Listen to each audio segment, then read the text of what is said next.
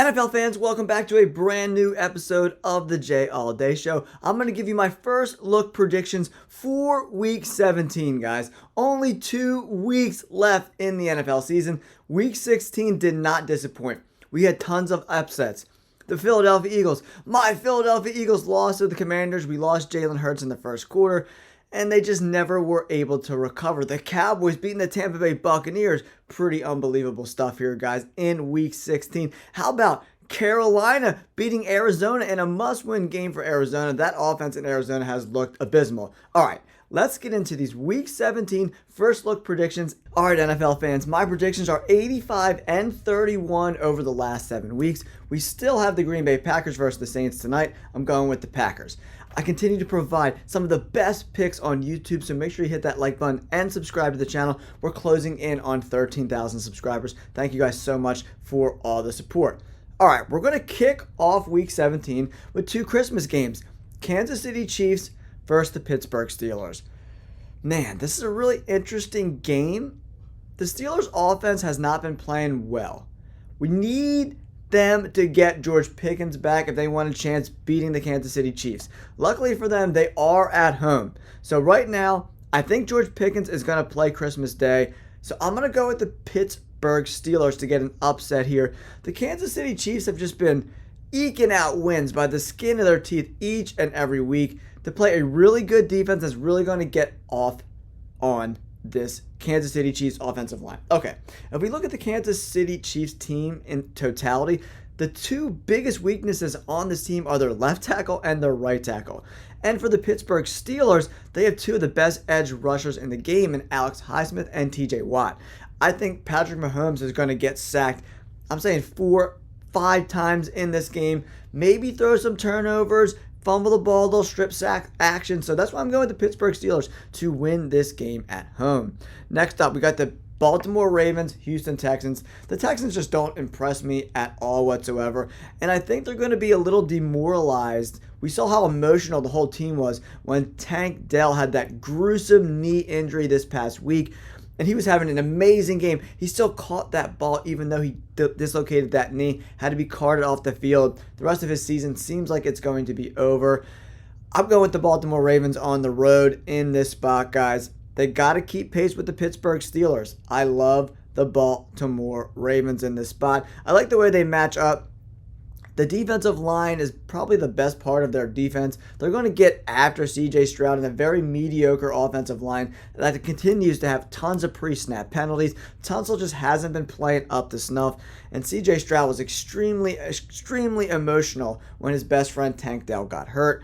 I think that's going to be a detriment going forward for this team. I like the Baltimore Ravens in this spot.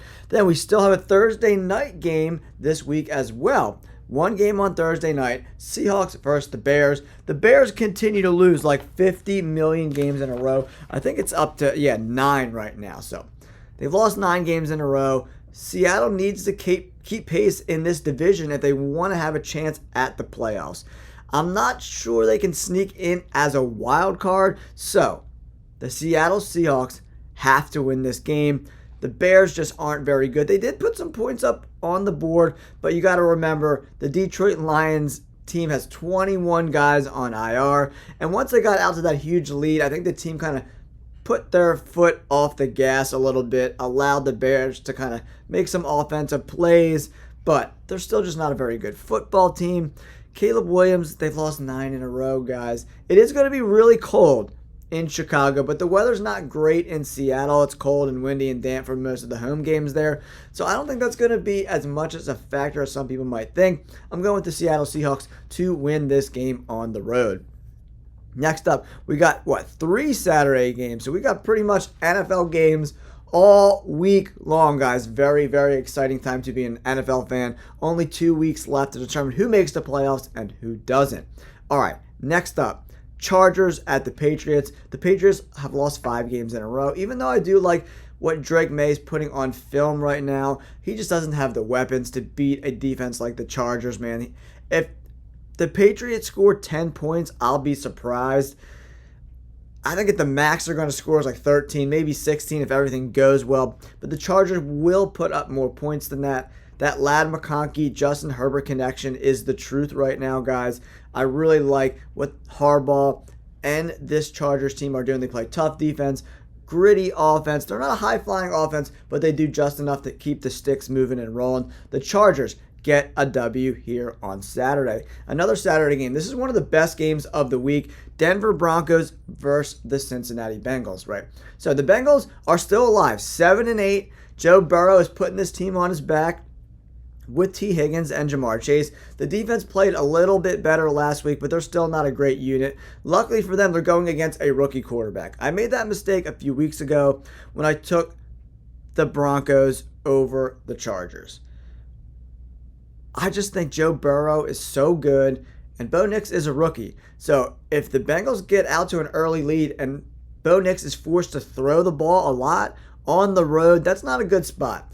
I'm not picking a rookie quarterback on the road against a high-flying offense. That's why I'm going with the Cincinnati Bengals to win this game. They're even favorites in this spot, -3. I like the Bengals to get a W over the Broncos here, even though the Broncos need to keep pace for seeding in the playoffs. Arizona Cardinals versus the LA Rams. Man, I think the team I'm most disappointed in down the stretch has been the Arizona Cardinals. That offense. How the hell has Trey McBride not scored a touchdown all damn season long? It's an embarrassment, right? Jonathan Gannon is more of a defensive-minded coach.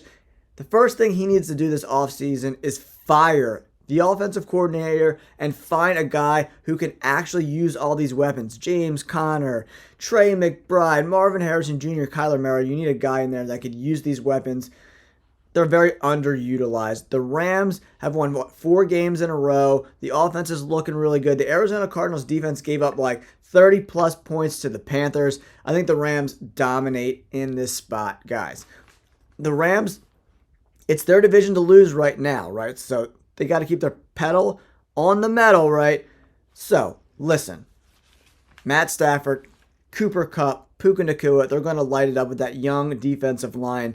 I think they're going to drop at least 25, 28 points on the Cardinals and get a W at home. Sunday, New York Jets, Buffalo Bills. Man, the Jets are so bad, guys. The Jets are 2-6 on the road. The Buffalo Bills are 7-0, at home. The line's only at 10. I think the Bills win this game and probably cover the spread. I'll do a spread picks video with my dad later in the week because I'm back in Philly for the holidays at my parents' house. All right. New York Jets, Buffalo Bills. It's the Buffalo Bills all day, in my opinion, guys. Josh Allen is playing out of his mind. The dude is the MVP of the NFL, in my opinion. I don't think it's really even close. The Jets just continue to lose game after game after game. Aaron Rodgers just isn't that dude anymore. He needs to retire. The Jets are an absolute dumpster fire. The Buffalo Bills all day long. Colts at the Giants. The Giants continue to lose and get blown out each and every week. They are extremely pathetic. They haven't won a game at home all year long. Anthony Richardson has kind of been back and forth. He's kind of very unpredictable. But I like the Colts in this spot because the Giants are just so bad. They're so bad.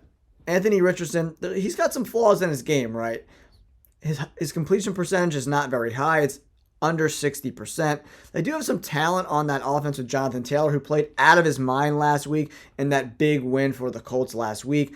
I think he had like 230 all-purpose yards, a bunch of touchdowns. Jonathan Taylor absolutely dominated behind a very good offensive line in Indianapolis. The Giants just don't have a chance. They're just not very good.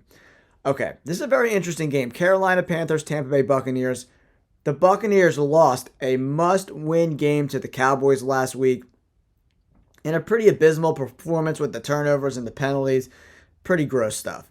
The Panthers just continue to beat up on teams, man. They beat Arizona last week. They put up a lot of points. That 8-point spread, that's going to come down later in the week. So if you're a spread bettor, taking the Carolina and 8 points or, buying some points to get it up to 9.5 is very interesting to me. The Buccaneers have to win this game. They're tied for the division lead with the Atlanta Falcons, so it's a must-win spot. Baker Mayfield needs to flush the turnovers. Everyone on that team has to flush they had a chance to win, and then I think it was White, got the ball just ripped out of his hands, just straight beast mode, and lost the game for the Buccaneers. But I think the Buccaneers win in this spot. It's going to be a close game. I'm saying like a 23-20 type of situation. The Buccaneers defense has been extremely disappointing to me. They need to get Antoine Winfield back and healthy if they want a chance to win the division and make the playoffs. Well, you have to keep an eye on that injury. That would be huge in my later picks this week for this game. But for now, I'm going with the Tampa Bay Buccaneers. But if Carolina won that game, I would not be surprised at all whatsoever. I would stay away from that game for like Tampa Bay and parlays and stuff like that. All right, Green Bay Packers, Minnesota Vikings. This is the game of the week here, guys. How this is not the Sunday night game of the week, I'll never know. Packers at the Vikings. This is a great spot to watch playoff teams getting ready for the playoffs, man. Green Bay Packers, Minnesota Vikings. The Minnesota Vikings have won 8 games in a row, guys. They're playing immaculate football right now. And they're a very good team at home. The Packers, playing those conditions in Lambeau, but that's not going to matter because they're going to be in the Dome in Minnesota. I'm going with the Minnesota Vikings to win this game. I just think their defense is really good. They play very, very tough, strong defense. Kind of mix it up. Blitzes from weird angles.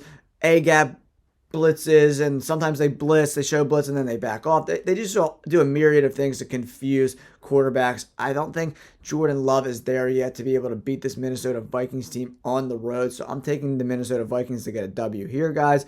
Raiders at the Saints. I'm going with an underdog here. I'm taking the Raiders. I actually like what Aiden O'Connell's been doing. Jacoby Meyer, Brock Bowers, and the Saints are they're on a short week. They're playing Monday Night Football. I don't know if Derek Carr is going to be back or not. We'll have to keep our eye on that. Tonight, no Derek Carr. Looks like it's going to be Spencer Rattler playing in Lambeau in the freezing cold. Yikes. So they got to not only be on a short week, but they got to go to Lambeau in the freezing cold and get their ass kicked by the Packers. I'm taking the Raiders in this spot. Titans and the Jacksonville Jaguars. This is a coin flip game. It could go either way. Mac Jones came back down to earth last week versus the Raiders. I think I might be rolling with the Titans. Mason Rudolph looked better than Will Levis has looked all year last week. I think at one point he was like 12 for 12 passing or something like that. He looked pretty good. Mac Jones came back down to earth. Home field advantage doesn't really matter in this game, in my opinion. I'm going with the Titans. All right.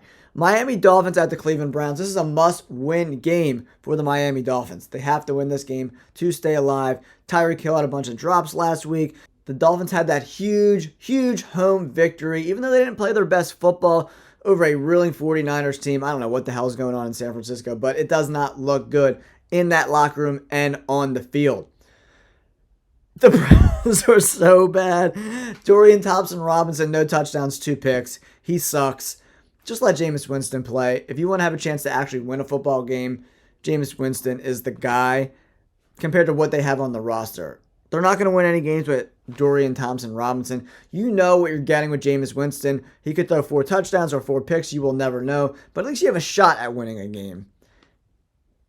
Dorian Thompson-Robinson has no chance of winning. I like the Miami Dolphins to get a big W here.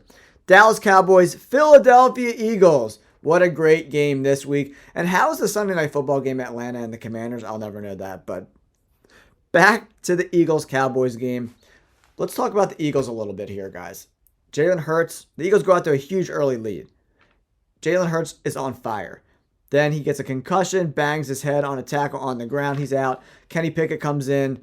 He looks mediocre at best. He made some decent throws. He made some bad throws.